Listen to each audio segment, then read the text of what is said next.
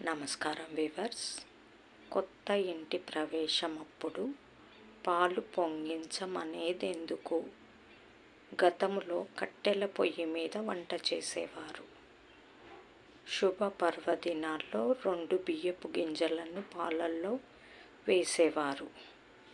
అలా మాడిన బియ్యపు వాసన వల్ల వంటగదిలోని అనేక క్రిమికీటకాదులు దూరంగా తొలగిపోతాయి.